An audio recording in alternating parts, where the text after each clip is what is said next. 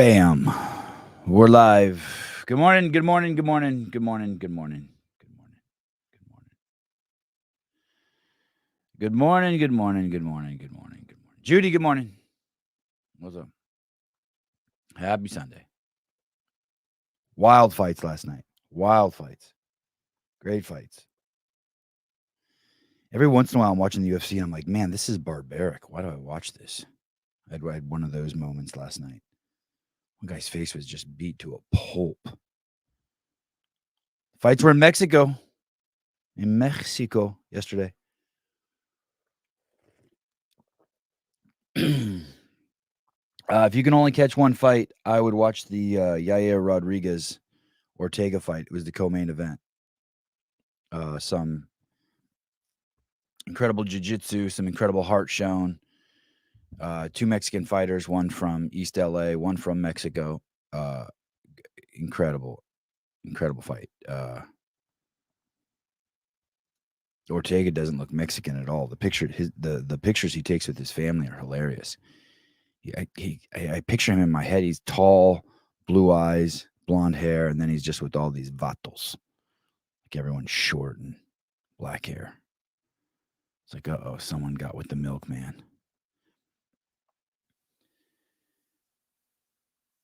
I have never been into Saturday Night Live. Saturday Night Live? Is that the name of the show?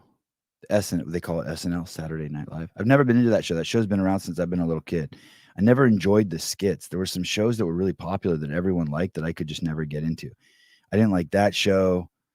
I didn't like the Electric Company so much. That was like one of the Sesame Street shows. I didn't like MASH. It was weird when there were popular shows I didn't like. I didn't like that movie, that show, Friends. I wouldn't watch that show. There were these really, there was another one. I didn't like Saved by the Bell. I didn't like 90210. There were like these crazy popular shows that I just had found I wanted to like them. Seinfeld, couldn't stand Seinfeld. I thought it was always just bad acting, but I think that was the charm. Whatever I didn't like, I think was the charm of it for other people. But I just for some reason, I couldn't get into it. Not to say that there weren't good moments in it. There were some Saturday Night Live skits that I really liked. I liked Chevy Chase, but then every time I watched his skits, I didn't even like those. It's weird. I was into more crass humor, stand-up stuff. Rodney Dangerfield, Richard Pryor, Eddie Murphy, Andrew Dice Clay. I liked all those guys. Now when I go back and watch it, I don't think it's very clever. It's just crass. I was probably just a little kid. I don't know if you know this, but little boys who go to school, me and my friends did it, and I've heard a lot of other kids did it too. Boys in the second grade will congregate in the bathroom and just practice saying swear words.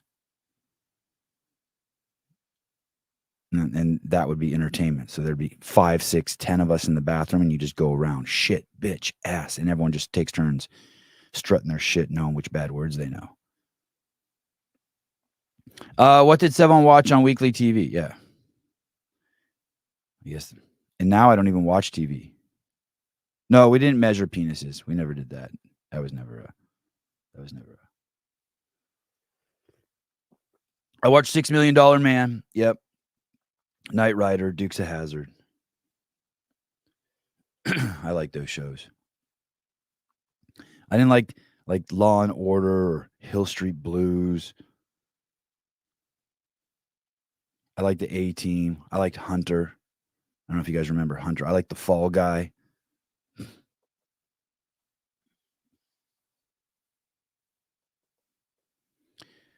There's a review show last night on Saturday Night Live. Shane Gillis was on. I think Shane Gillis is hilarious. I think he's so funny. You know what's interesting, Mr. Lang? I did not like Cheers, but one of my friends liked Cheers, and I really liked this guy. He was like my best friend. So I would kind of enjoy the show. I would enjoy the show because he enjoyed it. So I don't know. Cheers. I was confused about Cheers. I like that show. There was a show with Bruce Willis and some blonde chick, and they had this like romantic relationship, but they never hooked up. So there was always this tension between them. I don't remember the name of the show. I really liked that show. Really liked that show. Wonder Woman was okay. I liked Linda Carter. I was a little boy. I thought she was just so hot. I couldn't believe it. No, not Matlock. Nope. Not so much. Someone said 24. I didn't watch 24, but anytime I did, I thought it was a great show. Magnum PI. I loved Magnum PI. Thought that was great. Oh, Moonlighting. Yeah. Jeez. Wow. Mr. Lang digging deep. MacGyver was good. I didn't watch MacGyver either. MacGyver was good. How about the show? There was a guy, there was another show I liked that I didn't watch very often, where a guy was a time traveler, Quantum Leap or something, like in one show, and then he would always show up in other people's bodies. One show he showed up like in some Down syndrome guy's body. No, definitely not Baywatch. I could not watch Baywatch. You know why I didn't like Baywatch? I didn't like Baywatch for one reason.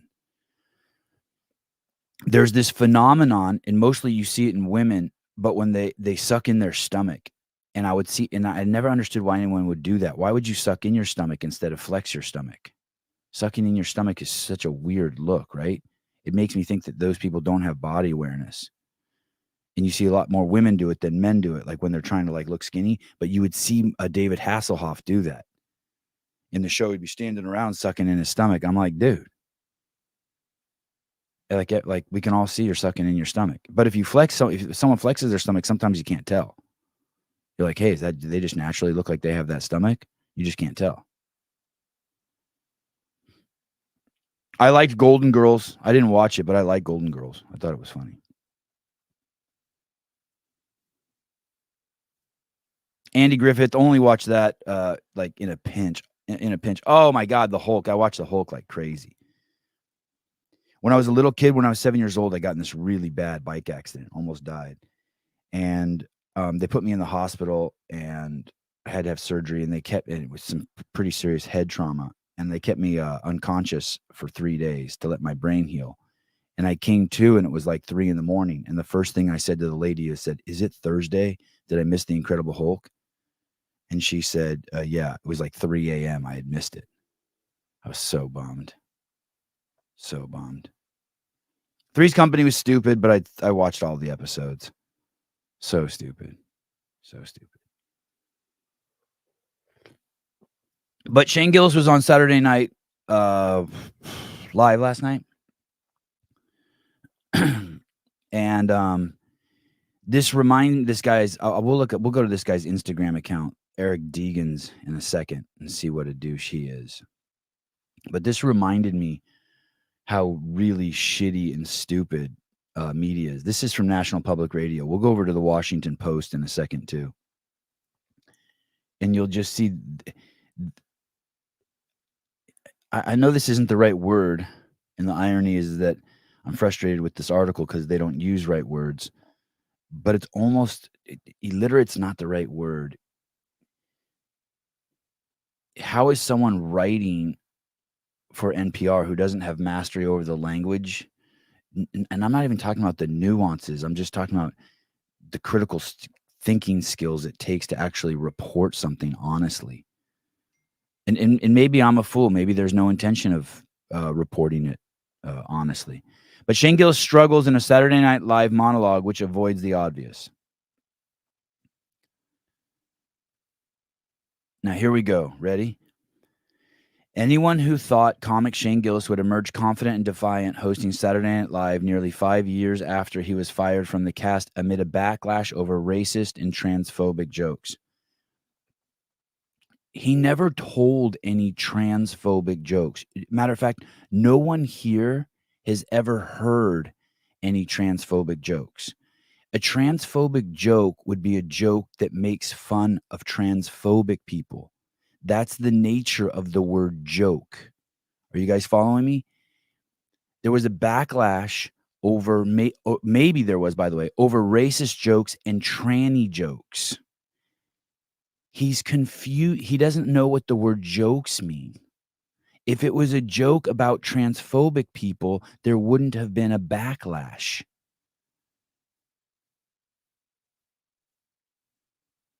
And when you see that, at that point, you know this guy, Eric Deegan, is a complete moron and a propagandist. He's not a reporter. And if you're going to make these claims that you would, the presupposition is that we thought he was going to come out confident and defiant. You better show in this that he wasn't defiant or confident. And you better explain what these racist and transphobic jokes are.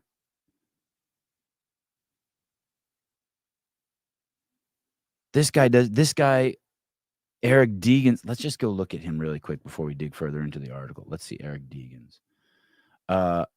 Obese, so doesn't so much, that's a correlate of something. Eric Deegan's is an NPR first full-time TV critic, also serving as media analyst and guest host for the network.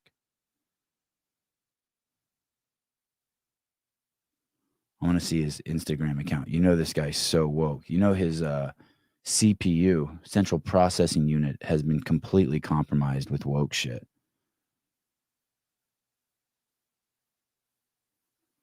I want to see if this guy's on Instagram, Eric Deegan. I hate it when we just have to watch Sev on Google. Someone in the comments yesterday, I did the news yesterday, and I called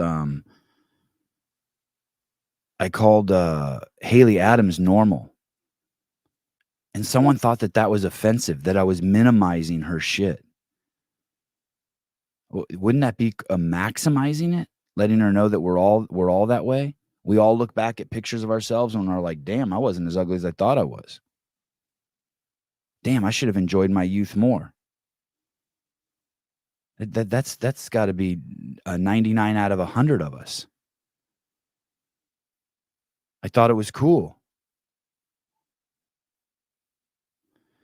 This is this guy, Mr. Deegan's Instagram account.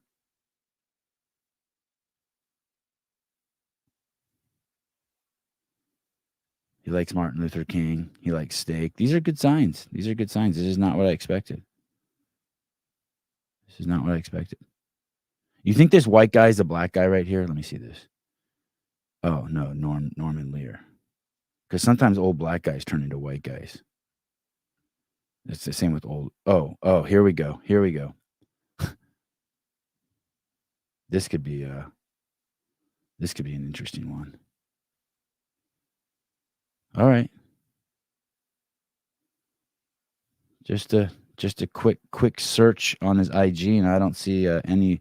Oh my goodness, I don't see any crazy racism or propaganda. But this guy George Takei from Star Trek is fucking crazy racist bigot. Proponent of kids taking drugs. Huge proponent of kids taking drugs. Anyway, let's go back. Back to the NPR article. Mr. Deegan, you avoided a quick scathing. Good job. Dodged a bullet there.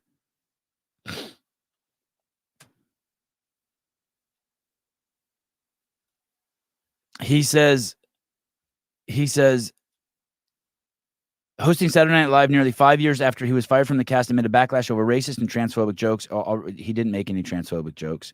So that's just, he's basically trying, that's the propaganda. He's telling us that if you make a tranny joke, that you're somehow transphobic, which is crazy because that misses the whole point of jokes. That means that you shouldn't be allowed to make jokes. Jokes are the cover for all of that stuff. The comedians get a pass on all of that. Same with rappers and boxers. You're allowed to say anything. That's just the way it is. If we don't give that pass to comedians, we won't have comedy. That's the whole point. Short jokes. They're not shortists. Jew jokes. They're not Jewists. They're not anti-Semites.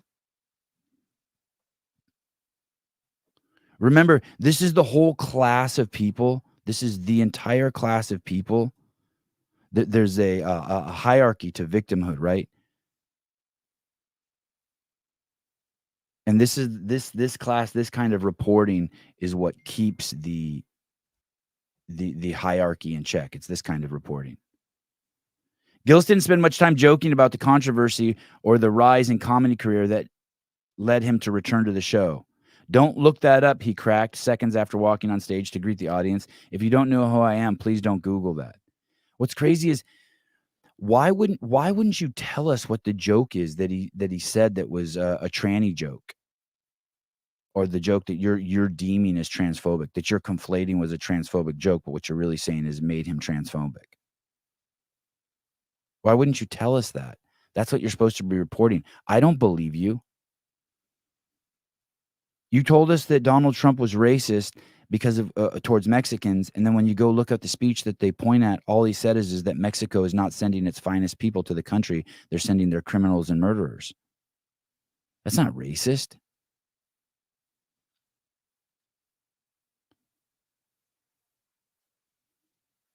When you look up why Donald Trump was racist, they said because he was a slumlord and he kept and he had apartment buildings that he didn't take care of. That's not racist. When you look at why Donald Trump was racist, they say it's because he said he would rather have a Jew accountant than a black accountant. That's not racist. At most, that's prejudice or discrimination. But anybody who wants to win the basketball game picks the black guy. There's nuance there. There wouldn't be any gloating. By the way, my guest canceled today at 6:01 a.m., which is okay. I'm always ready. There wouldn't be any gloating or in-your-face jokes. Instead, Gillis moved on quickly, turning in an uneasy opening monologue punctuated with slight stabs at being naughty. He joked that every little boy is just their mom's gay best friend and offered a bit about how people with Down syndrome, including relatives, are some of the happiest people he knows. It just goes on to be a pointless article.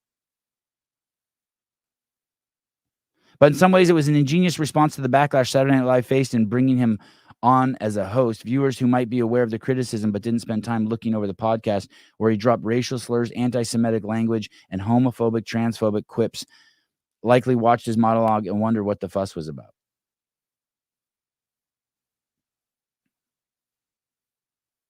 You know what's interesting is you can say, someone can say to you, hey, please don't use that word kike. Or someone could say to you, hey, please don't use that word spick. Or hey, please don't use that word retard. But at the very top of the victim class is people they won't say don't use the racial slur towards blacks. They'll say don't use the N-word. That one you can't even say that you can't say. You can't even say the word.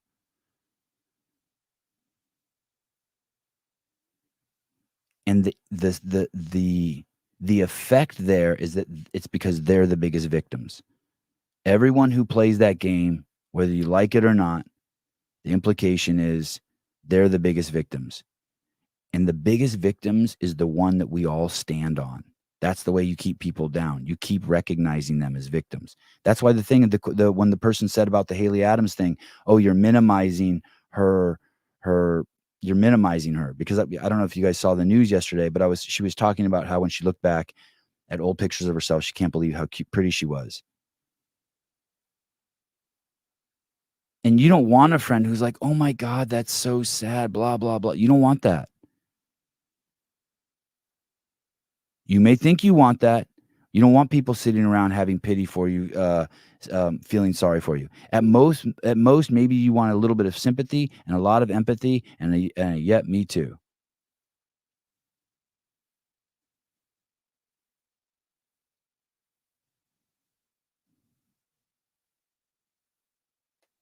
At most.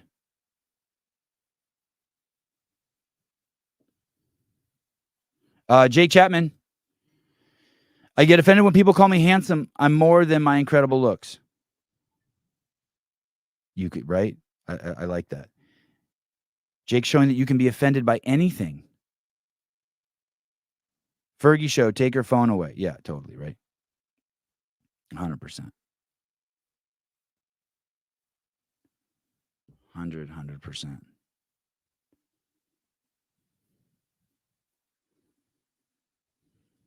There's this class of people out there now. It's pretty amazing. I keep running into it more and more and more. They know if you follow them or unfollow them, and they know who the people that are around them, the people that they like they track who they follow. It is wild. I don't even know how you would do that. But basically, there's this whole group of people. I want to say a generation, but I don't know if it's true. But there's this group of people. So like if I'm dating, if my wife follows someone, then I somehow can see on my phone who she followed, and I can be like, hey, why did you follow that person? We live in crazy world, banana town pants, crazy town banana pants.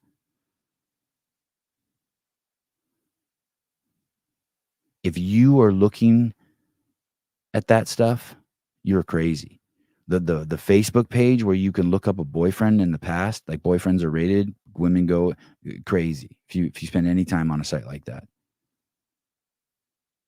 You're damaged goods.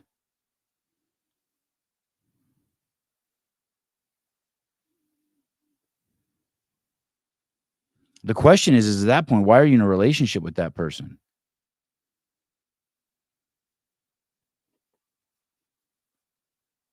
Anyway, I like Shane Gillis. I had heard some of the material he said before on that show. I liked it. I mean, I like him. It was like when I saw Tosh Point oh in concert, and I would say his monologue was a 7, but I'd give the show a 10 or his show was a 7, but I'd give the show a 10 because I enjoyed him so much. I just liked looking at him and walking on stage, and that's how I felt about Shane Gillis yesterday. The clip someone sent me on YouTube. I just enjoyed looking at him. I just enjoyed looking at him. Thank you for the reminder.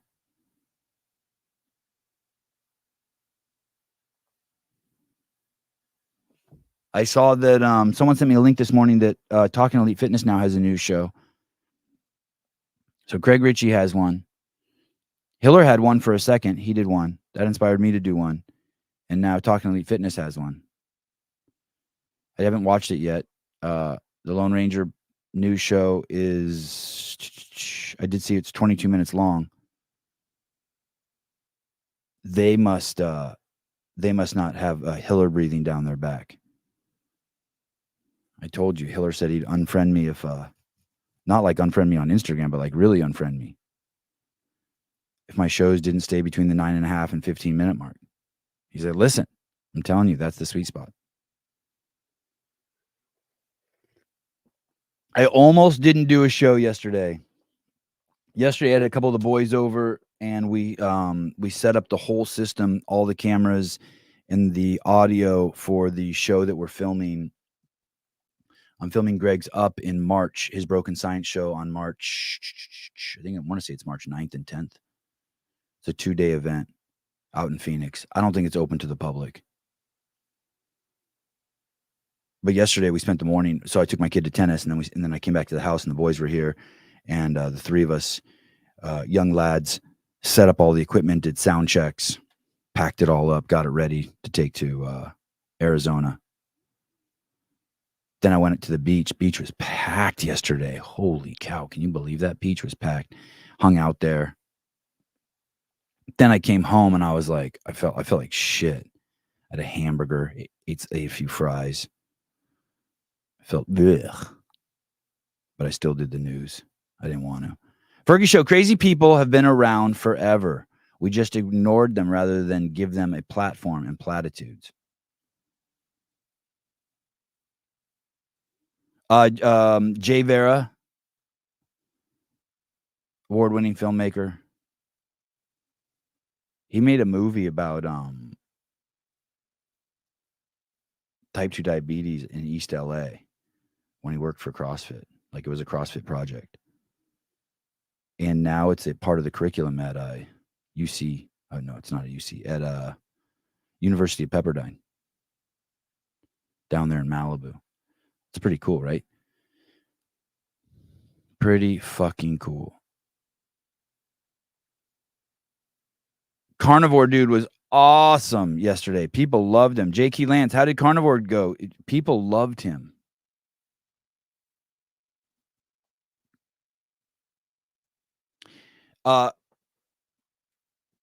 This is a great question. I've been thinking about this.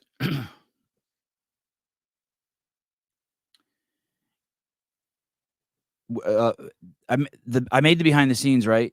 And recently an athlete reached out to me and said, the question Nick Schrouder writes, is the podcast sponsoring a team at the games? And an athlete reached out to me and their spouse reached out to me and said, hey, thank you so much for the behind the scenes.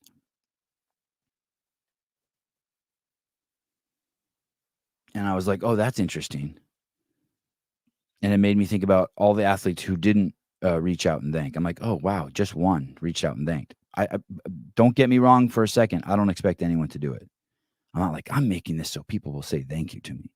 No, I'm making this because I really enjoy doing it, and I think it'll be great for my channel. I want to stay relevant in the space. And then there's probably a list of other 20 secondary things, right? And I started thinking about my relationship and the media's relationship with the athletes. And I don't think that there's so many things that I don't think the athletes realize. You know, we've talked about it. The media does all this stuff for free. They do it on their own time. They have to go away from their families. All the things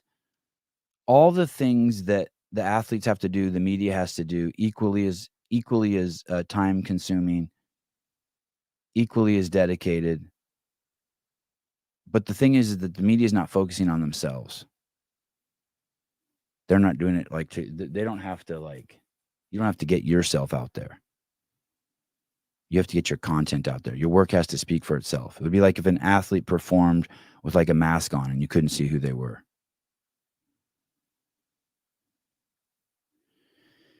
But the important part for the athletes to realize is they won't be here for long. Right? There are some really big names in the sport that have in our little world, big relative to us, who are gone now. Lots of them, loads of them. Loads and loads and loads.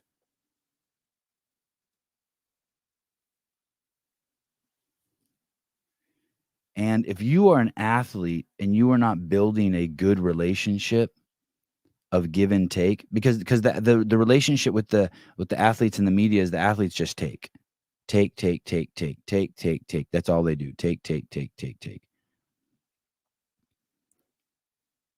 And if you're not building a relationship with them where there's a take and give, you are it's not a bad thing or a good thing. It's just mathematically speaking, you're losing opportunity.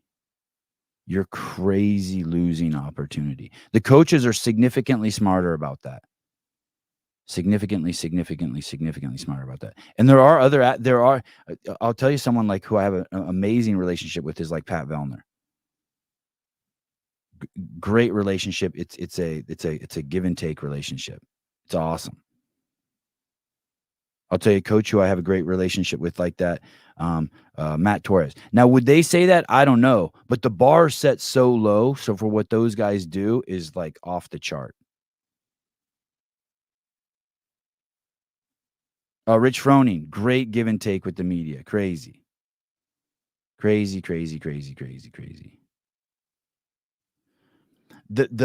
There's no homeostasis with the media. The media is athletes and people who aren't the media should think of the media as a hammer, and the hammer's always swinging. And if you're not working with the media in the right way, you're getting hit with the hammer.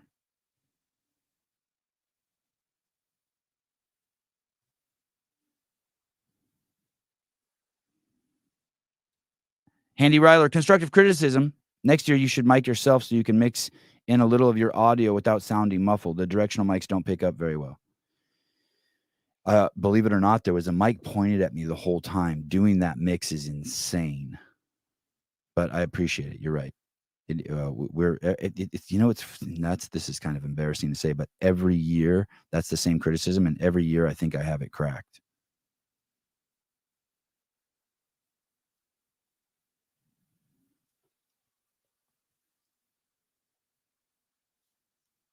And so there's this relationship with the athletes. It's the same thing with the athletes and the affiliates and the athletes in the level one.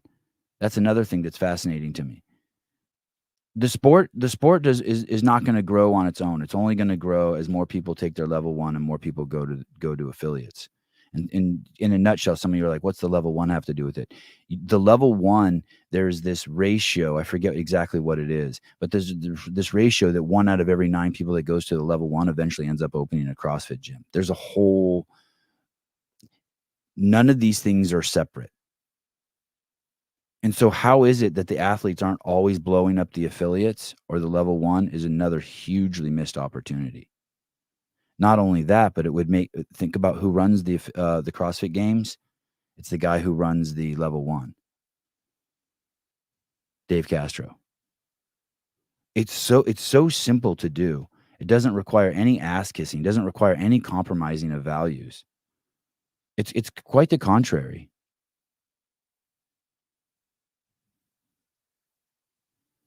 If you're an athlete out there asking, am I taking more or giving more to the ecosystem? Just by the nature of who they are, very few can ignore the affiliates and ignore the level one and be givers. Very few. Just based on like their crazy elite performances, somehow they bring more to the table than that. It's very few. Oh, Jason, there's so much we could do. It's a monster project, man. It's a monster project. Anyone who's an editor must be like, holy shit, they put out 14 episodes. It's a monster project. There's so much we could do. I agree.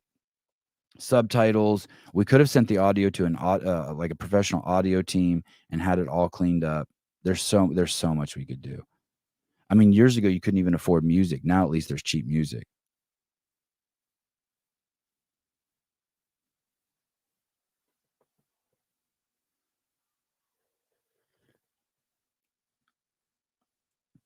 Your time as an athlete is going to be really limited. Don't fuck it up with the media. Don't fuck it up with the media. Don't fuck it up with your relationship up with the mothership.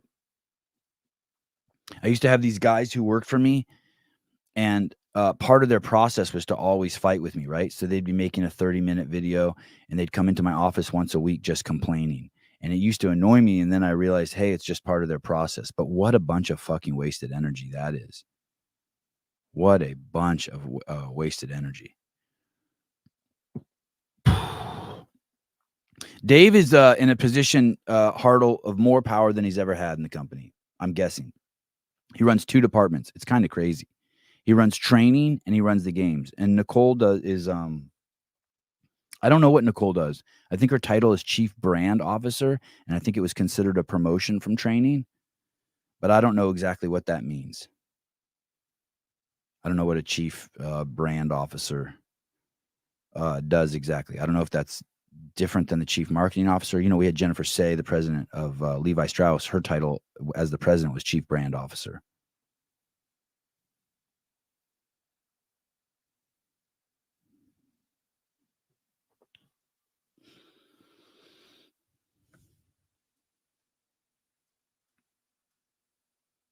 If you don't have a CEO shirt, make sure you go over to Vindicate and get a CEO shirt.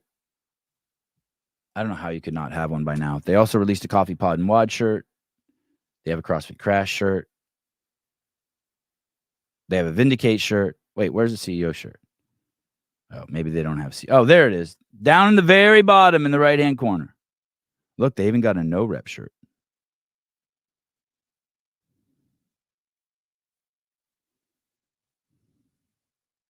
All the cool kids use Vindicate, I think. Partners, Hiller, Colton, Sevan. Oh, what's Colton doing? Sentinel? Women of CrossFit. What is this? Women of CrossFit. Every woman should know how to clean. Oh, okay, I approve.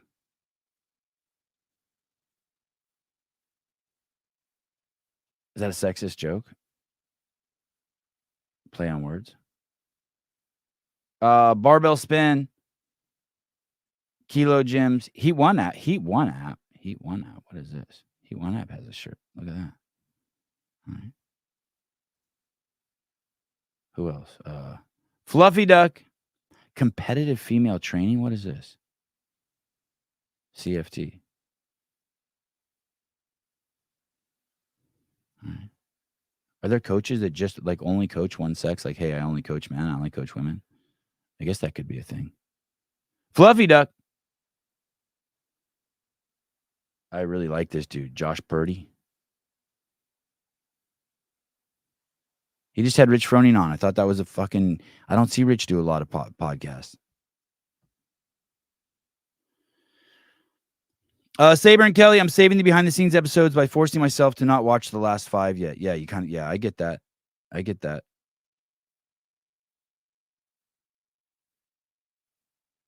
Edgard Lozano. Gangster. Sevi, loved your interaction with the champ, Laura Horvat. I see that things are being polished little by little. That champ? Which champ? That champ?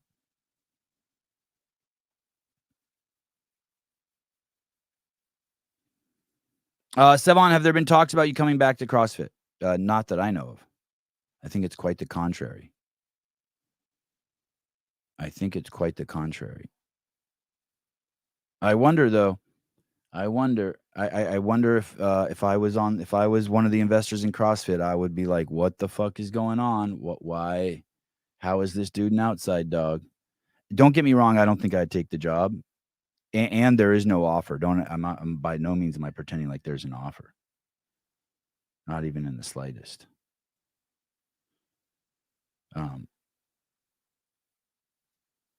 Hey, do you guys think this is true? I'm going to play you this. You think this is true? I saw this. I've been kind of following this case, but here's a summation of it. This is Trump has been ordered to pay a massive fine to what I think is the state of New York. And listen to this summation of the case. If this is true, this is wild. Here we go. Over in the state of New York, Donald Trump was just ordered to pay $350 million for the crime of taking loans from banks for real estate deals and paying back those loans. No actual fraud here. He paid back the loans. So Tucker's saying that Trump took out a loan and paid back the loan, but somehow there was fraud involved. Okay, let's hear it. Maybe Trump stole the money or something. Here we go. These are huge banks, some of the biggest banks in the world. They were happy with the terms, but the state of New York is not happy. Kevin O'Leary trying to explain to a CNN host what this actually means. Watch this. Excuse me, what fraud? This is not about Trump anymore. When you get a developer that builds a building and he says it's worth $400 million and he wants to borrow $200 million from a bank, which happens every day, everywhere on earth, including every American city. Every developer is an entrepreneur. They shine the light on their building and they say it's worth 400. The bank does its own due diligence, as was done in this case. The banks are very good and they say, no, it's worth 300. That haggling has gone on for decades. That's how it works. In this case, even the bank that was supposedly defrauded testified and said, we didn't lose anything. We want to do business with this guy again.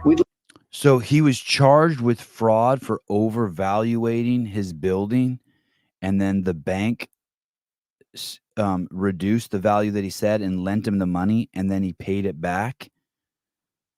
But they're saying that Trump overvalued the building,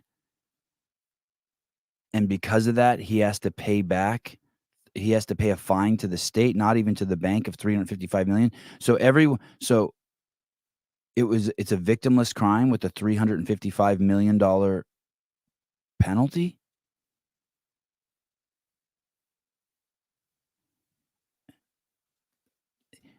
I don't know. Apparently he lied about what it was worth. I hear you. I wonder how they determine if he lied.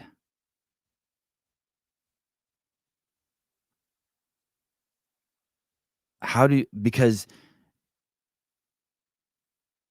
the bank has to go then and reevaluate it too, right? The bank has to go there and is the bank, culpable of overvaluating the building also? Are they an accomplice to that? This is a crazy story. like to, but the judge said, no. Let's penalize this developer for $355 million. And if we're going to do that, let's penalize all the developers all across America. They've all done the same thing. All of them should go to jail, and we should stop building buildings. It's not about Donald Trump. It's about our system and whether we should allow a small number of partisans to burn it to the ground for the sake of winning a presidential election.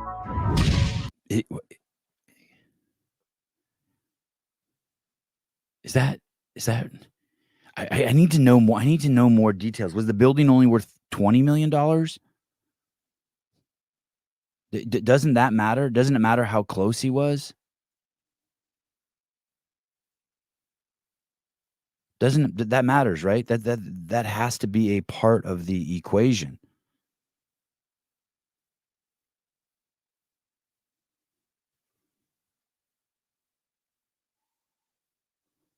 That sucks. I really wonder how that's going to play out. If that's really being depicted right, I can't believe that that's exactly right. There's got to be some nuance there, or some detail. You can't find someone $355 million for saying that their building is worth more,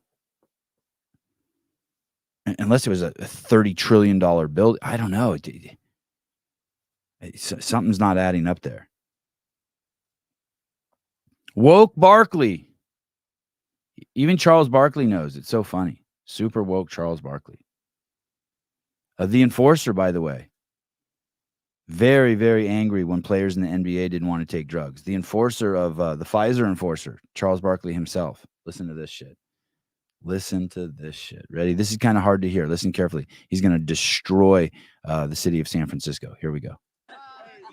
The 17 degrees. Hey, Reggie. Yes. If you had a chance of being cold or being around a bunch of homeless crooks in San Francisco, when you that's great. You're not welcome. They're not letting you in.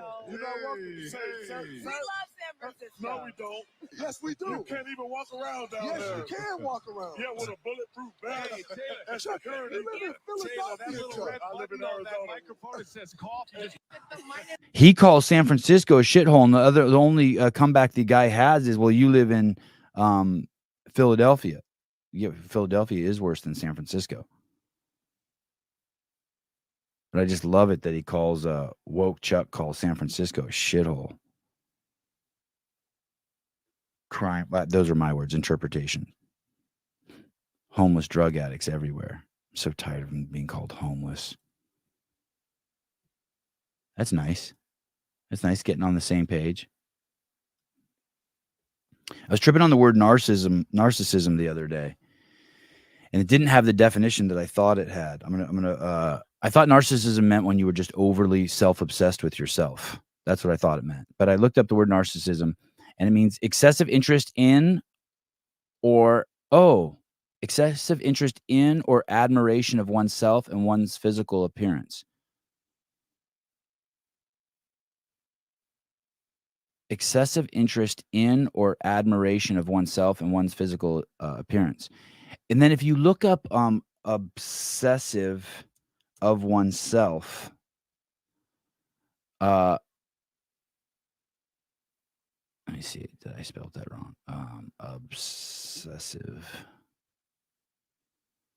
Obsessive of oneself, a self-obsessing definition, excessively preoccupied with oneself or with one's concerns, obsessed with oneself. And somewhere I saw it's the same as narcissism. I don't see it now. So I don't know how firm or strict that definition is of narcissism, but I wanted to tell you one of the manifestations of narcissism. Anytime you're self-obsessing on yourself, there's two ways it can come out. There's people normally when we think of narcissism, we think of someone as like who thinks that they're fucking amazing, right? Oh my God, I'm so great, I'm so great, I'm so great, I'm so great, I'm so great, right? That's the thing, right? But you have to remember there's another manifestation of narcissism, and it's insecurity. Massive insecurity, feeling sorry for yourself. All of these are self-indulgent behaviors. oh my God, I'm so ugly. I'm so ugly. I'm so ugly. That, to me, that's a narcissist. No, Pool Boy is just beautiful. Pool Boy is just beautiful. And so we want to call him a narcissist because we can't imagine you being that beautiful without being a narcissist. There's a leap there. Yeah, victimhood. So many people miss this piece. And that's the danger of having sympathy or empathy for people who are just deeply insecure or playing the victim mentality. Those are narcissists. It's a really sad form of narcissism. Just this, anything that has you involved is self-indulgent. And I'm not suggesting it's bad. I'm not suggesting it's good.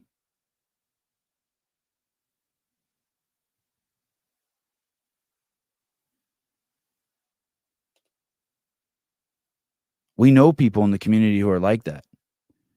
We know people all around us. All the pity party people, crazy narcissists. Whole Instagram account of feeling sorry for your situation. Narcissist.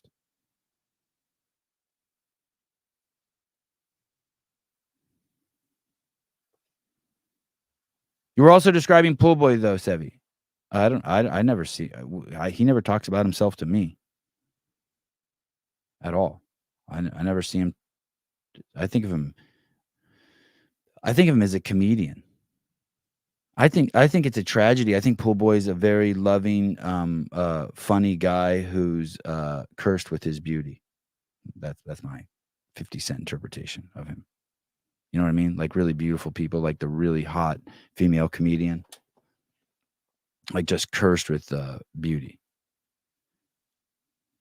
Zach Jones, every liberal has a practice of narcissism. Yeah, I like that. A practice of narcissism. Yeah, Pool Boy's funny as shit. You don't think he's funny? Dude, he cracks the most jokes in the comments out of anyone. Heidi's pretty funny too. Heidi's very funny.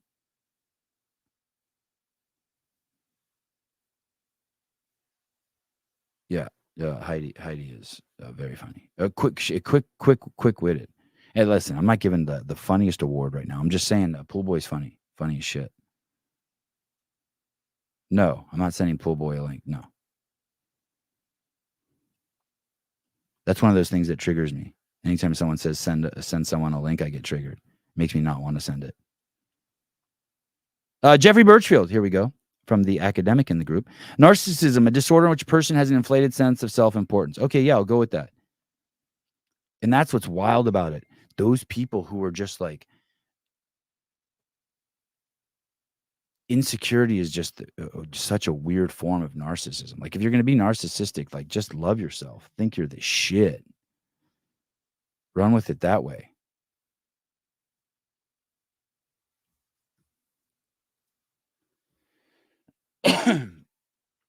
So if an athlete, I sponsor every single athlete already. That's the thing. Someone was asking, are you going to sponsor a team?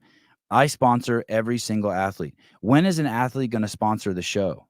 I already sponsor every single athlete.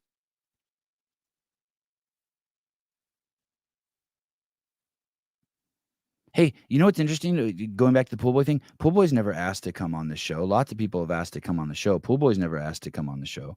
Pool Boy's like, hey, the only thing Pool Boy's ever asked me for is he asked if Rafa could come on the show, I think. And I appreciate that. Maybe he said, hey, you should consider my boy Rafa. And it was, and I was so glad he did. Every athlete is welcome on the show. I'll blow anyone up whoever wants to come on the show and just have me just balls deep them. Just, you know how I do it. Don't make me bring the black cock out. I will. Everyone's welcome on the show to peddle their wares, to come on and have me ask questions. I will. Yes, thank you. I will blow anyone. Yeah, I'm made to do that. I'm made to love on people. Just bring them on the show. Anyone. Fucking Rafa Sanson never even been to the games.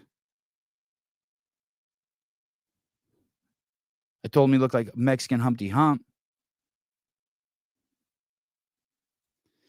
And here's the thing. Some people don't even know I'm blowing them. I don't know. When I said Haley Adams is normal, I'm blowing her, but some people get offended by that. I get it. Not everyone wants a blowjob.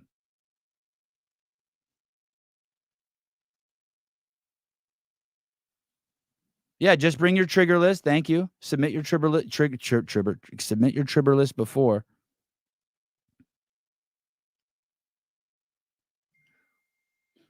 I'm not suggesting, by the way, that anyone owes it to me to come on the show or should come on the show with this next statement. But if someone like Danny Spiegel were to come on the show, like, I would be absolutely terribly kind to her. And I suspect, and I say this with zero humility, but with peace and love, that she would have a transformation process amongst her status in the community.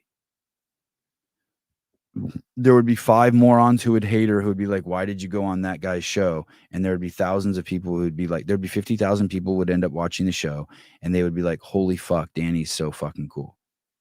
That was so cool seeing her and Sevi talk. But in another week, she'll be gone, and I'll still be here. And that's kind of my point. It's kind of hard to say without sounding like a braggadocious asshole, but it's kind of the way it is. It's like, not kind of, it is the way it is. So, I mean, you could come on here and just fuck yourself. You could shit your pants, but I don't think people do. I try not to let anyone do it. Do you guys think I ever play gotcha? I don't do that.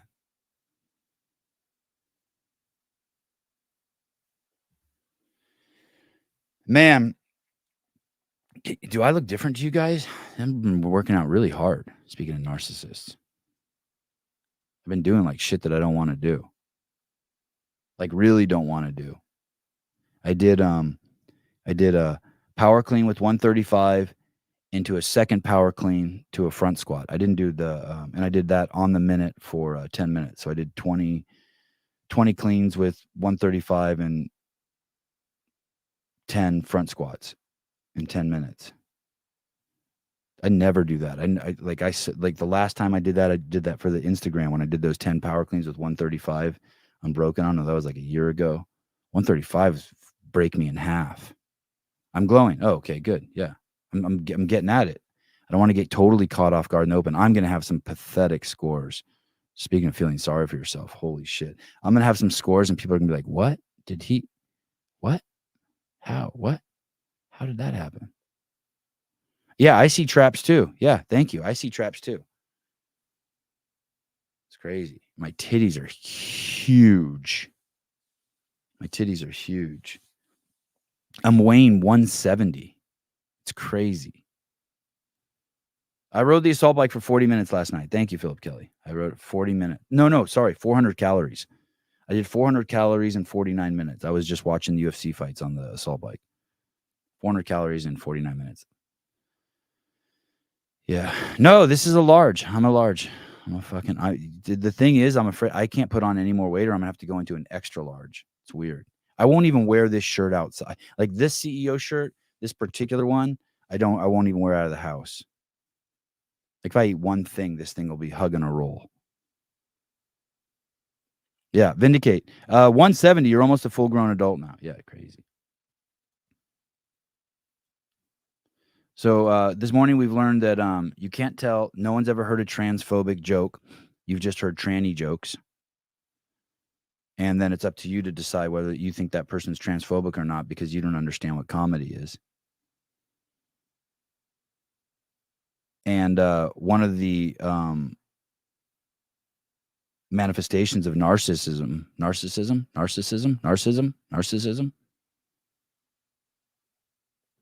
My mom's definitely going to call me today and tell me how to pronounce that word. I get one of those once a week. Is deep insecurity, deep expression of insecurity. All that is you're just perseverating on a thought about yourself. It's like if you're going to perseverate on a thought about yourself, flip the script on that. Like, damn, I'm good looking. Damn, I'm good looking. Damn, just flip it. Zach Jones, the last few behind the scenes were so good. Here's an example.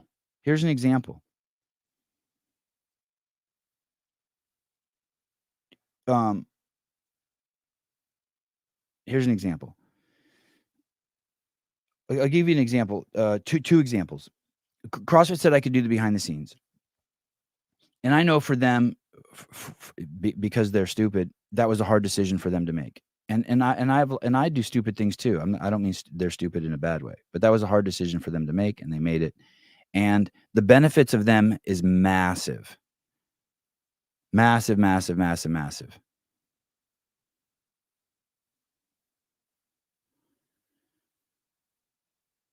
And on top of that, it didn't cost them anything. It was a net gain. People were happy to see me at the games.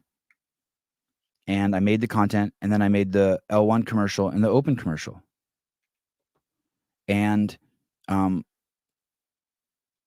think that it influenced other people in the media space significantly also to get on board, because the team that the team that I swim with influences me very heavily also. I'm not saying it's a one-way street by any means. And so you have this huge win for CrossFit because of that. And I took that initiative to do that. I went above and beyond what anything was asked of me. And it's a win-win for everyone. I asked Dallin, Jason, and Colton during the Open to come do a show. These are high-level games athletes who are 100% dedicated to their fucking craft. These are full-time fucking athletes. Don't get it twisted. Colton doesn't really work on a pig farm. He just makes that up for part of his brand value. They are going above and beyond to participate in something that to participate in something that will help me, that will help the community, that will help the podcast, that will help the Open. Don't get me wrong, it will help them also. But they don't have to do it. They could be like, fuck that, dude. It's the Open. I'm not flying to CrossFit Charlotte, going against some dude, no-name motherfucker named Taylor Self. Dallin could be like, dude, are you kidding me? I was the CrossFit Games champion. I'm gonna be the champion really soon. You got me going against Taylor Self on your Podunk podcast? Eat a dick. Easily could have said that.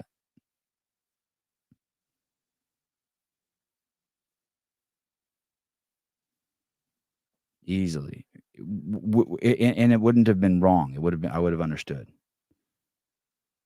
But I'm trying to give you examples of the other way. Athletes who are taking advantage of their short window of just working media.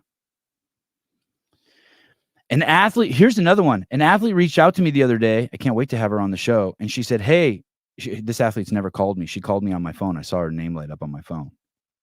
CrossFit Games athlete. She's like, hey, man. I'm like, hey, what's up? Good to hear from you. She's like, I can't believe you answered. I'm like, I can't believe you called. She said, hey, I took my level 2.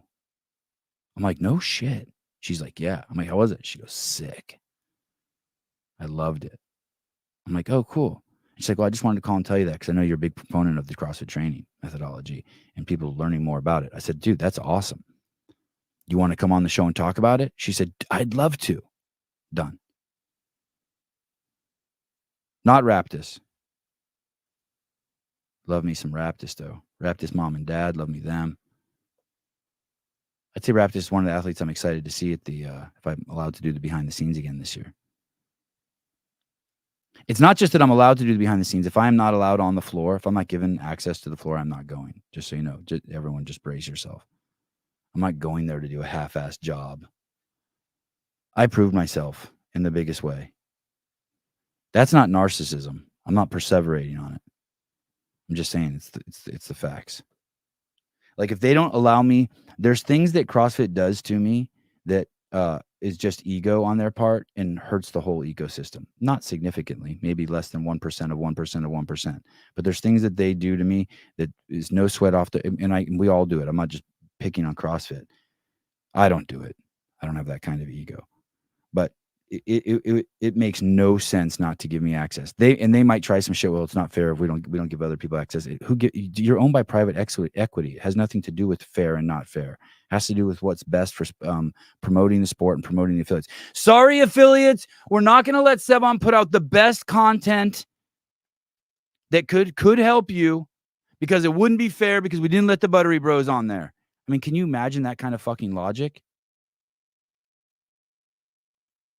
Anyway, I'm getting riled up before they even say no, but I'm just saying.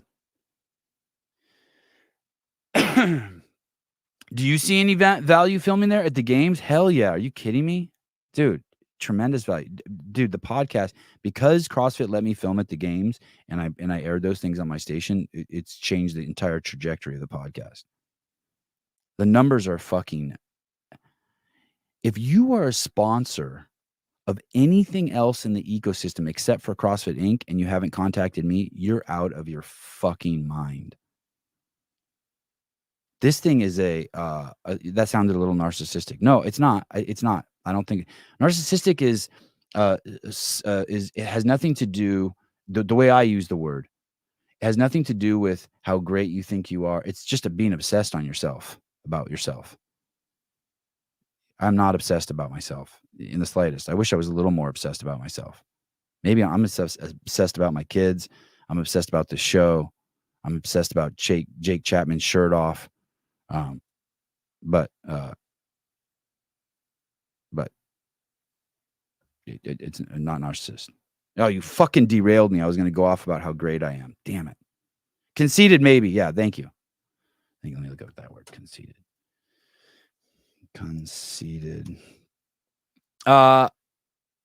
Excessively proud of oneself. Yeah. What is an example of conceit? A conceited person has an inflated self-image and perceives himself as incredibly entertaining and wonderful. I don't think I'm that. Talking incessantly about your accomplishments on the clarinet or amazing ability to wiggle your ears. Maybe. I don't know. The behind the scenes, I'm going to give myself a lot of wiggle room here because the behind the scenes is just being released. All the numbers are doing great. I think it's like it's my birthday and I'm like, fuck, I can't believe I'm 45. And someone's like, why are you so conceited? It's like, dude, it's my birthday. It's like, give me this day. Give me this moment. So there you go. Athena Perez. I'm obsessed with that picture as well. Yeah. The Jake Chapman picture. There you go. So anyway, you don't want to put things,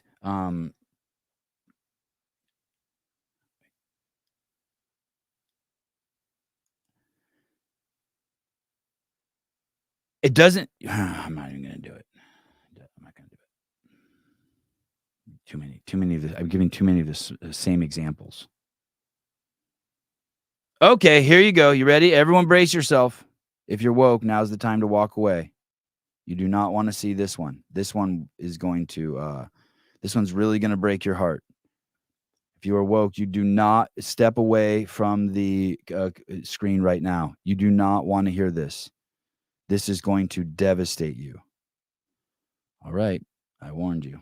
There is this narrative that America weaponized smallpox against Native Americans, and it couldn't be further from the truth. It goes back to the French and Indian War at Fort Pitt, Pennsylvania. The Delaware Indians had sided with the French, and they had pinned down a small British military unit inside of Fort Pitt. British soldiers were outnumbered, sick, and becoming desperate. And that's when British officer Geoffrey Amherst had an idea. He instructed Colonel Henry Beckett to try to infect the Delaware with smallpox. They were pinned down, desperate, and they thought that this would give them a fighting chance. And although there's no evidence that this plan actually worked, schools have taught generations of Americans that this is how the Native Americans were taken out. When in reality, it was one incident 13 years before America was even a country. And it was the British. And it was just one military unit out on the frontier fighting for survival. But there is a Marxist agenda in American schools to make school children identify as either victims or oppressors. So they want us to believe that natives dying of disease, which is sad, was something that was done deliberately. When in reality, there's no historical evidence to back up those claims. And this is why I write books on how information is controlled and rights fundamental to being an American. Because people that identify with shame will voluntarily surrender those rights. People who identify with shame, that's got to be a component of narcissism. Just deep shame. Yeah, that's just, shame is another one. kind of wild, right? When you start thinking of what narcissism is and just the different manifestations of it. People who identify with shame will own that. They're looking for something to feel bad about themselves, even if it's just a bullshit story. Did you guys fucking hear that? It was British soldiers stuck in a fort, surrounded by French and Native Americans, getting attacked, about to be killed, and in desperation, they think they're going to throw blankets out and give the enemy smallpox. And now in 2024, it's some story that some fucking the state of every white person in the state of California feels bad about, like they killed Native Americans. God damn.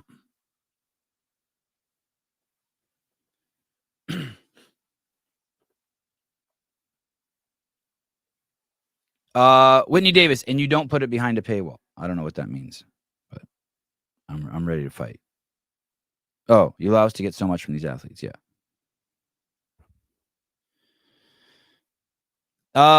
Lilu, I'm shameless and aimless. Guess that's why I was spared from being woke. It can happen to anyone. I'm telling you. Don't put your guard down. You guys think that's true? What about that story? You think that's true? Which one do we believe? What's crazy is I've never questioned that. That's just one of those stories I believed. I just believe that the Pilgrims came and that they either accidentally or knowingly spread disease to the Indians, and the Indians died. And I never looked into it. I never read into it. I just assumed it was true. Now here we go. Now all of a sudden, there's some details. Now all of a sudden you're like, shit. Those Indians got what the fuck they deserved, surrounding those British soldiers, hanging out with French dudes. What do you think's going to happen? Chemical warfare.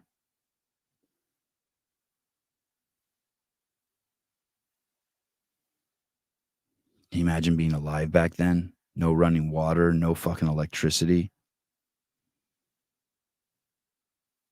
Cold. Can't walk too far away from your house because you could fucking get scalped. Make San Francisco seem cool. I don't know.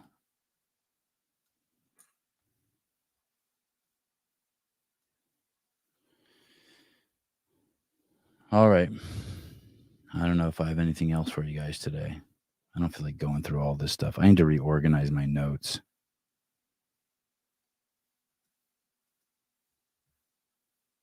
Notes are a fucking mess. Oh, I can't. Wow. I can't even pull up TikTok on my computer anymore.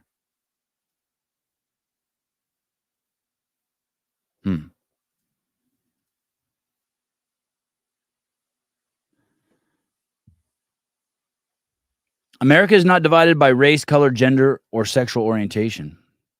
America is divided into wise people and fools. And fools divide themselves by race, color, gender, or sexual orientation. I don't know. I don't know about that. I don't know about that.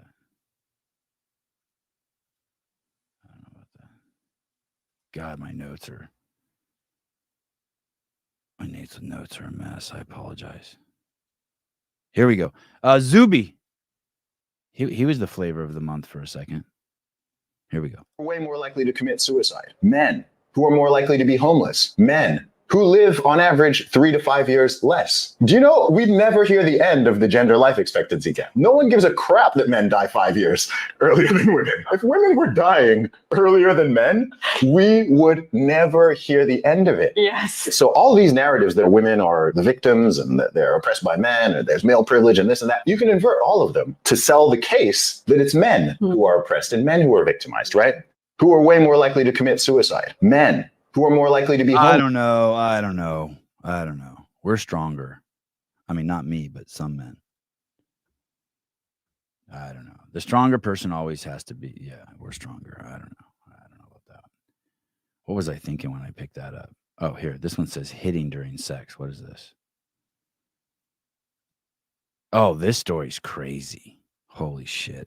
If I played this, I apologize. This story's nuts. Here we go. I do have some good notes. Fuck, I forgot how good I am. Here we go. That came out in court. See, I wasn't narcissistic. I had low confidence for a second. I forgot how great I am. Now I'm back to how great I am. Here we go.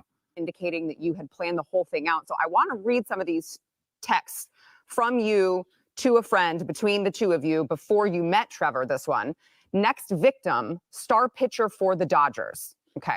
Victim is an interesting choice of words. I'm going to allow you a chance to explain yourself. But after you agreed to meet, you asked your friend what you should steal. Your friend answered his money. He says, another one from you to a friend, I'm going to his house Wednesday. I already have my hooks in. You know how I roll. With a screenshot in which you told him, tryouts don't scare me, Bauer. Pick a day and I am there. Here are some more after you and Trevor met up. Net worth is $51 million, to which your friend responds, bitch, you better secure that bag. Your text, need daddy to choke me out, being an absolute whore to try to get in on his $51 million. You say this wasn't a setup. How can you expect anyone to believe that? That's a great question. I really appreciate text messages that came out in court indicating. Oh, but they didn't let her answer. So this story's fucking crazy. This chick was texting with her friend that she was going to somehow set this guy up to get his money. I think someone told me, I don't know, now I'm starting to remember, maybe we've talked about this on the show before, but I think this guy's whole baseball career was fucking destroyed by this chick. I guess maybe he should have known better. Man, being a professional. I wish we had something like that in CrossFit. I wish some guy would come out and be like, so-and-so beat me up. Made me put it in her ass. I really didn't want to. I'd like Gold Digger for 1,000. Oh my goodness. Oh, Olivia, he was on the Patrick Bet David podcast recently. Wow. Maybe I should listen to that. I've been listening to so much tooth powder shit and like oral hygiene shit. And like, I'm so excited about the Matuthian. I'm just like obsessing now. I'm so happy. It's like just right in my fucking wheelhouse.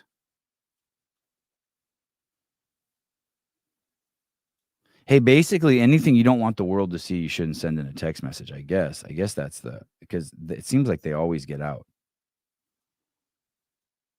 They always get out.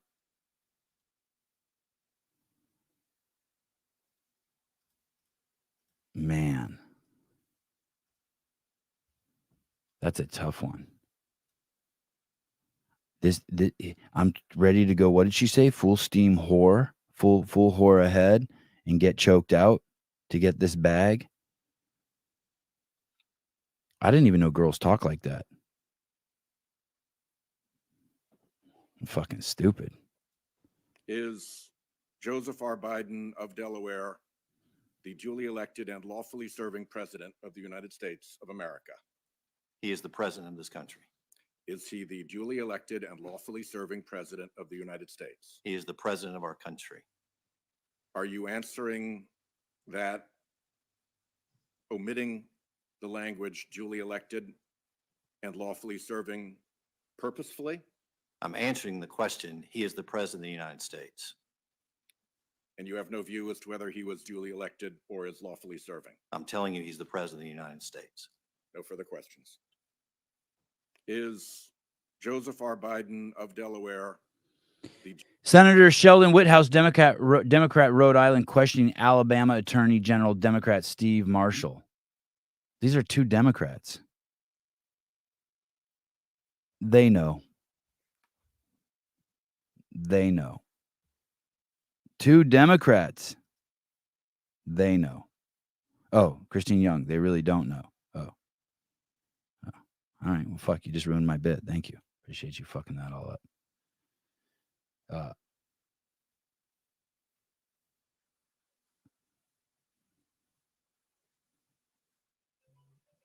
I guess that guy Marshall, I'm looking at my notes. I guess that guy Marshall was a Democrat until 2011 and then became a Republican. So only one of those guys was Oh, it's my dad calling me from Armenia. Jesus Christ. Man, I don't know if I should answer this. Fuck it. All right. Let's see how this goes. Hi. Oh.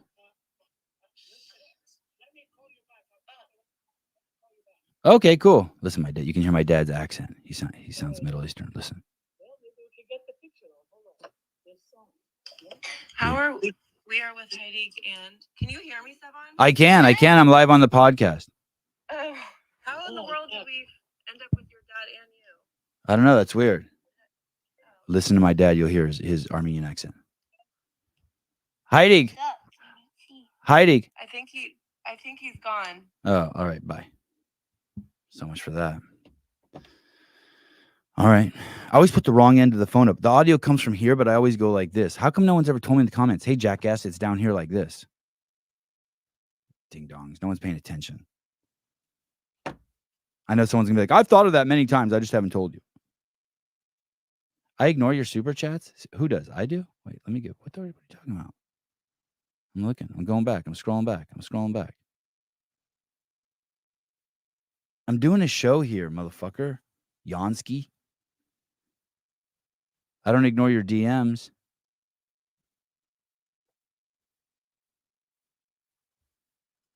Okay, so I told you wrong. One of those guys wasn't a Democrat. One of those guys used to be a Democrat.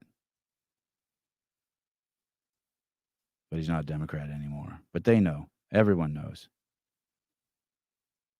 Oh my goodness, I tried to get this guy on the show. You want to see this? I've shown you this before. I promise I won't show you again. I can't promise you that. Look at this. Wanted to get this guy on the show so fucking bad. This guy, his Instagram account is 1_EBN, and he's a repo guy. This channel is amazing. Watch this shit. I think this account has hundreds of thousands of followers. He's backing up into a car wash with his tow truck. Look how fast he goes. There's the guy. Did you see that? That's the guy whose car it is. He's over there paying to get water. Look at this shit. Oh, the guy was done washing his car and he was in the vacuuming stage. Oh my goodness. Hey, that's not narcissistic. That guy's wearing a shirt that says GOAT. He really is the greatest of all time. Like no one, there has to be a symmetry, a commensurate description and behavior, and that guy has it. Equal. It's an algebraic equation. He is the greatest. Look at that. And he filmed it for us to see. Oh my God. He just stole a dude's car in front of him. Someone needs to do an Instagram account like this where dudes take other dudes' girls from them. Hey, girl. What's up? Wow. Joe Biden should forgive his auto loan. I know. That's coming next, dude. You think that's funny? That's coming next.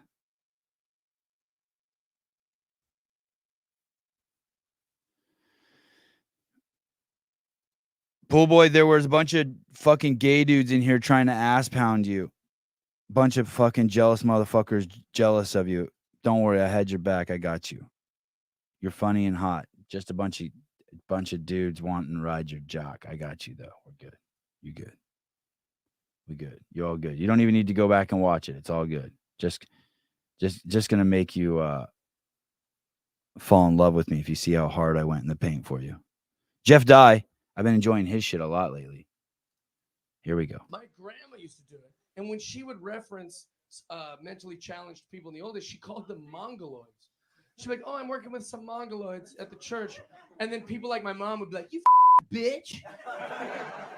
They're called retarded. You know, like, because that was the like PC term for that time. That was like normal. And then my mom would say like, oh, I'm at the March of Dimes with the retarded kids. And then me and my sisters would be like, Mom, it's called mentally challenged, Mom. And then turn to special needs. And then someday I'll be an old man and I'll be like, I'm helping with the special needs. And they're going to be like, they're called ice cream enthusiasts or whatever the fuck. Do you know what I'm saying? Whatever you're doing will later be trash. You're not good. You're just current. Here's the thing. My grand. Fuck, he's good. Are there an abnormal amount of good comedians, or it just seemed that way because we're on Instagram now and we have access to so many people, and all the cream just rises to the top. Fuck, that's good. Damn. That makes me never want to be a comedian. Same reason I never want to be a CrossFit Games athlete. There's too many good people. Here we go. I got a gay code I live by. Gay code I live by. This how I go. Where I come from, if it's two women in a relationship, then one of them got to be the man. How do they determine who's the man? Is simple. Whoever played basketball is the dude, right? And that's me. I got a mean dribble. And here's the thing. I don't agree with the rule. I don't agree with that shit. I don't want to be the man. I feel like I'm too sexy to be the man. I'm beautiful. You feel me? Like I got beautiful long hair. It's all mine, straight from the scalp. I got beautiful teeth. I got beautiful titties. Can't really see them right now because I got my gay vest on, so they strapped down to my stomach right now. I'm too cute to be a man. I don't agree with the rule, but I follow it. I follow it because I don't want my gay people to push me out of my own community. So that means that I'm the best husband that I can be. That means that at home, I might not know how to fix that leak in that roof, but I go up there. I be climbing that ladder looking like a damn fool. I don't know how to fix that shit. It's all a lie, right, fellas? I got a gay code I live by. God, that's so This good. how I go. Where I come from, God, if there's two fucking women in a good. relationship, God, that's complicated shit. I bet you if I listened to like podcasts about gay people more, I'd hear more shit like that. I'm really interested about that. Like, can you be set free from that? Can you just have two girls? But I get it. I mean, there's like, that's what I do. Like, I'd never clean rain gutters, and a couple of years ago, I'm like, fuck, I guess I'm going to go up there and pretend to be the man. I mean, I don't think of it like that. I say that for funny, but I go up there and pretend to do it. And I know I don't want my wife doing it. I don't know. Excuse me. I don't know if it has anything to do with. I'm not like, she has a vagina, she can't go up on the roof and clean it. Or I have a penis, I have to go up and do it. I don't think like that.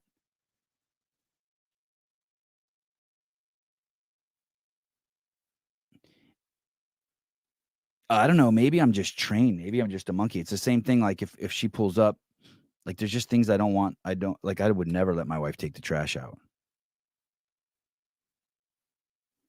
Why should she have to do that?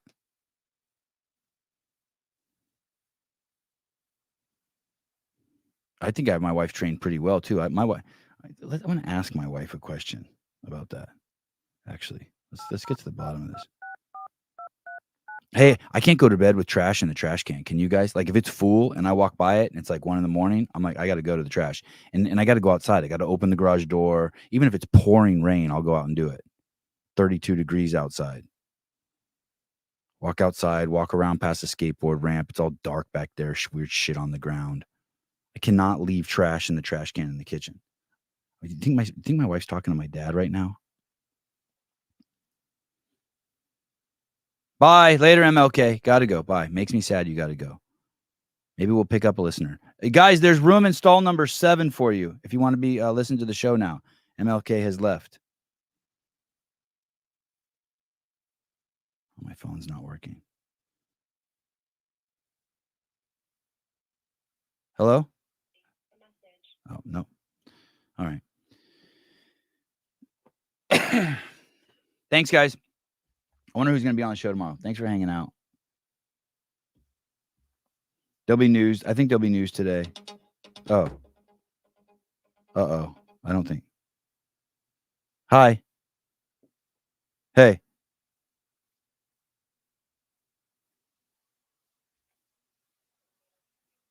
Hold on. I can't hear you. What'd you say? Hey. Did you talk to my dad? We were cut off for you. Say that again? So we got off the phone for you. Oh. So You didn't have to do is that. this important? No. Hey. It's all right. Do you ever take the trash out? We can call him right back. Do you ever take the trash out? Ever? I mean, just like 99% of the time. If I'm home, do you take the trash out? No. Okay. That's your job. Right. And if you walk by it and you see it's full, you never say to me, you never even say to me, hey, will you take the trash out? But are there sometimes you walk by it and you're like, man, No. this needs to be taken out? Yeah, and sometimes if you're not home, I will take it out. But Yeah, of course. I just of thought you course. like to do that. Yeah. Oh, I don't want to take your job away. no shit. Is that why? Just like the wash. Wow. Oh, that's all. Is that But I really took true? your Is that really washing true, or job are you just away. saying that because we're on the air? I mean, it's partially true. The thought comes in. I don't know like how much I believe it. Right. But I notice I'll be like, oh, he likes to do it. Do you notice that if the trash is full at night and everyone else is asleep in the house, you'll wake up in the morning and it'll be empty? Like I can't go to sleep with the trash full? Yes. You know that about me? Yes, yes. And I appreciate that. Wow. You don't like it. It's You don't nice like waking going. up soon. You don't like going to bed with a bunch of trash in the kitchen either. I just think No, like the or smells dirty and dishes in the sink. well, yeah, the kitchen's always clean. Yeah, okay, all right. So you leave it for me Are you because questioning? you leave it for. I'm not. I was just wondering. I'd never talked to you about it, and I was like, oh, you never asked me to take the trash out, and I always take it out. If I did see, I've seen you definitely once every 2 months. I'll see you like start fussing with the trash, and I'll come over there and be like, no, I got it. Yeah, usually. And I'll grab it out of your hand. I can't have you fussing with touching the trash. Right, which has trained me to think, oh, he just wants to do it. Oh yeah, okay. Okay, good. All right. That's perfect. That's the way I wanted to, that's what I wanted to know. I was wondering if it's just out of if I trained you. Okay. All right. Thank you. So you don't get upset if you see the trash full, you're not like, damn, Haley, why aren't you taking the trash out? No, never once thought that in my life. Okay. No, sometimes I'll be like, fuck, I should have taken this out sooner. You know, I feel bad that like I start thinking maybe she had to put her hand in here and push the trash down. I don't like that. I don't like you having to do that. And then I cook your food. Yeah. Well, you only cook one dish now. you only have That's one kind of dish. true now. You only have one dish. All right. I love you. All right. Love you. Bye. We're going to call your dad back. Okay. Bye. Jesus Christ. My wife, my wife, my wife was a vegan, I think, when I married her, a vegetarian for sure, for years and years and years. Now, all she eats is steak.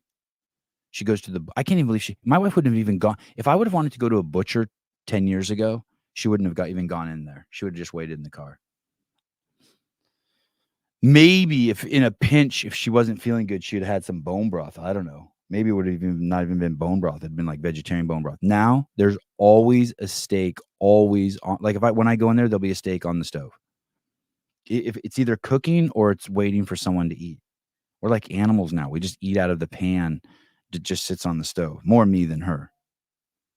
There's pretty much even last night when I went to bed, there was this chopped up steak on the counter in a glass Tupperware container, just cooling down. She won't put warm. She doesn't put warm meat in the fridge or something. She got some rule. I'm just throwing it on the floor and let the dog eat it.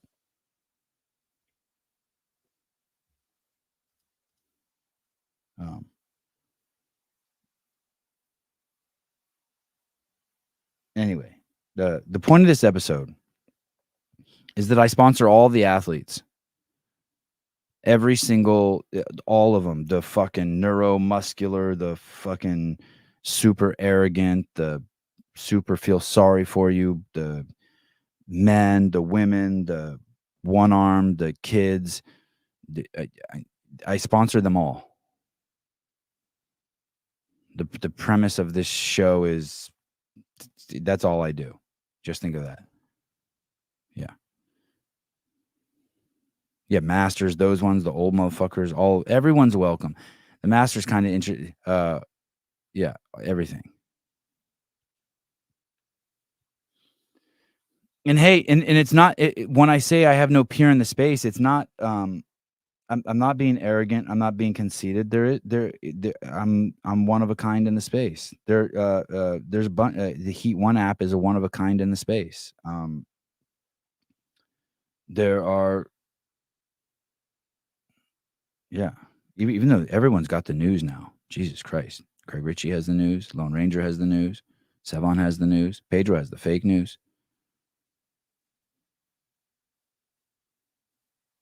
Hiller had the news for a minute. I'm going to build a new studio for my news. It's going to be over there. Let me see if I can point to it with you. Over there. I'm going to do new backdrop.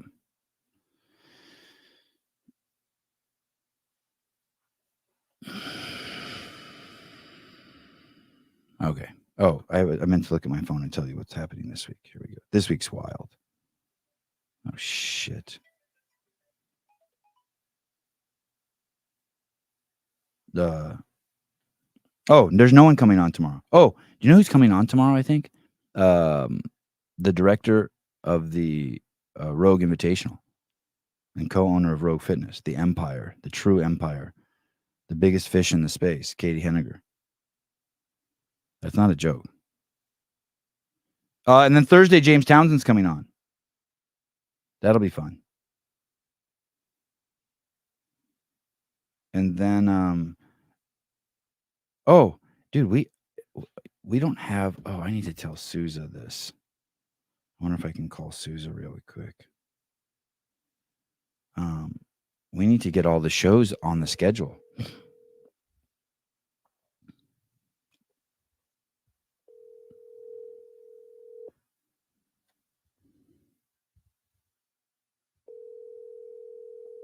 Who's avoiding you? Now I know he's avoiding me. Who's avoiding me?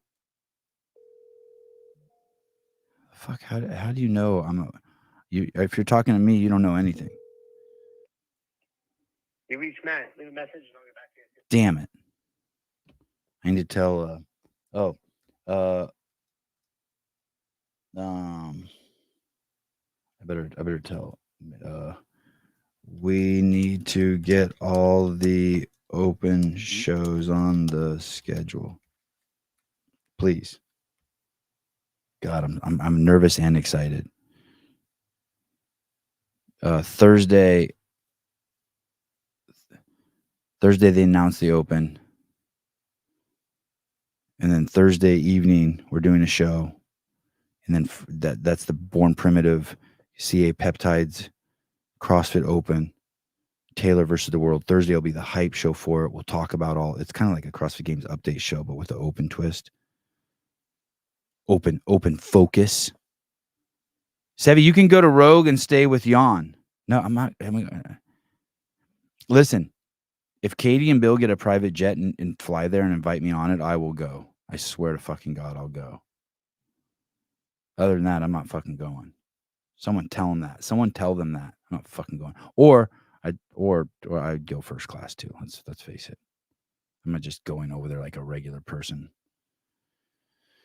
And that's not narcissist. That's prima donna. And I'd need floor access or some access. It would be cool to go. I would take Avi probably. I would take Avi and Patrick Rios, probably. It's so they could sit in the back together. Dear Bill and Katie, I will take a first class ticket. I'd like to go over early with you guys, and then Patrick Rios and Avi can sit in the back. Coach, thank you. And I do not want to stay with Jan at his house. I would like to stay in a nice hotel, and with all room charges covered, please. Thank you. And I'd like to bring one black man. Thank you. I don't even know you that well, Jeremy. I'd bring you in a fucking second. I would love to hang with you. Although Caleb's a bona fide wingman, dude. Caleb's such a good wingman. Fuck. He's not black, but damn, he's a good wingman. So I forget. God damn. Oh, so Friday. So then Friday we actually do the open. That's what I'm really nervous about. I'm nervous for me. I'm nervous for Taylor. I'm nervous for Will Brandstetter. I'm nervous for Dallin. I'm nervous for JR. I'm nervous for Andy Hendel. I'm nervous for the Born Primitive team, Bear and Claire, Bear and Claire, Claire and Bear. Oh.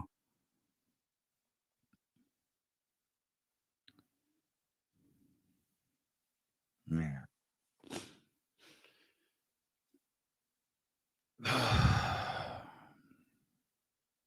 I am. When I go to Greg's for the broken science thing, I am slumming it. I'm staying in an Airbnb.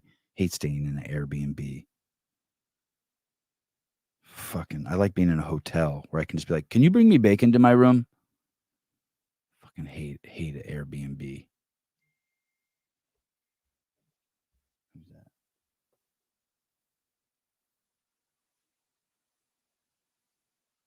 Oh, someone just texted me. What the fuck's going on here? Uh-oh.